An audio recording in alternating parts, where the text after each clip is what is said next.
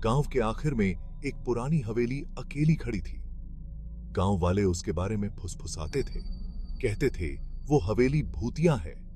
कोई उसके पास जाने की हिम्मत नहीं करता था।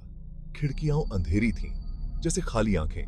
रंग उड़ रहा था, ऐसा लग रहा था जैसे हवेली अपनी खाल उतार रही हो। बगीचा भरा हुआ था, कांटेदार झाड़ियों ने रास्ते को छुपा लिया था। हवेली के आसपास हवा हमेशा शांत रहती थी, मानो वो जगह खुद अपनी सांसें रोक रही हो, इंतजार कर रही हो, देख रही हो। विजय, दीपक और प्रिया दोस्त थे। वे हमेशा एडवेंचर की तलाश में रहते थे। एक दिन उन्होंने एक दूसरे को हिम्मत दी। उन्होंने भूतिया हवेली में एक रात बिताने का फैसला किया। विजय तीनों में सबसे बहादुर था। वह कहानियों पर हंसता था। दीपक घबराया हुआ था, उसने इसे छिपाने की कोशिश की। प्रिया क्यूरियस थी, वह भूतों को देखना चाहती थी। जैसे ही सूरज डूबा, वे हवेली के पास पहुंचे।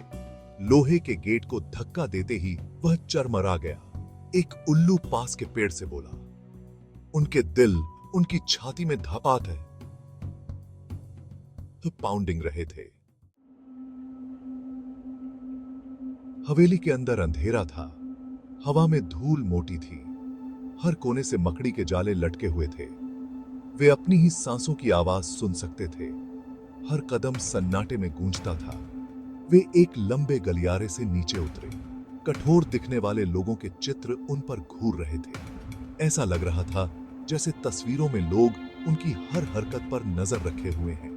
एक कमरे में उन्हें एक भव्य पियानो मिला। इसकी कीज धूल की एक मोटी परत से ढकी हुई थी।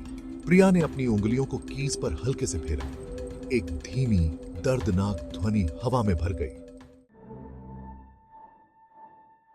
Section 4, a hidden diary. वे एक लाइब्रेरी में दाखिल हुए। किताबों की अलमारियां फर्श से छत तक दीवारों पर लगी हुई थीं। विजय को किताबों के ढेर के पीछे छिपा हुआ एक छोटा लकड़ी का संदूक मिला। उसने धूल झाड़ी और उसे खोला। अंदर एक चमड़े की बंधी हुई डायरी थी। डायरी माया नाम की महिला की थी। वह कई साल पहले हवेली में रहती थी। उसने हिडन ट्रेजर्स के बारे में लिखा था। उसने एक सीक्रेट वेल के बारे में लिखा था और उसने एक श्राप के बारे में लिखा था। Section 5, the secret of the well. Diary के अनुसार कुएं में एक रहस्य था। इसके तल में पानी नहीं था, यह खजाना था। माया के परिवार ने इसे कई साल पहले वहां छिपा दिया था, लेकिन खजाने पर एक श्राप था। जो कोई भी इसे लेने की कोशिश करता, उसे एक भयानक अंजाम भुगतना पड़ता। दोस्त एक्साइटेड थे, उन्हें कुआं ढूंढना था।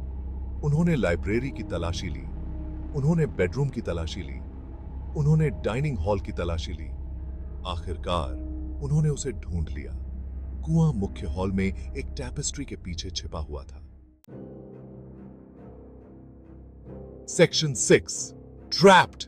जैसे ही वे कुएं के पास पहुंचे, उन्हें एक आहट सुनाई दी। सामने के दरवाजे के बंद होने की आवाज। वे दरवाजे की तरफ दौड़े। यह बंद था। वे फंस गए थे। हवा ठंडी हो गई। जो मोमबत्तियां उन्होंने जलाई थीं, वे टिमटिमा गईं और बुझ गईं। वे अंधेरे में डूब गए और फिर उन्होंने उसे सुना। एक धीमी, दर्दनाक आह भूतिया हवेली के हॉल में गूंज रही है।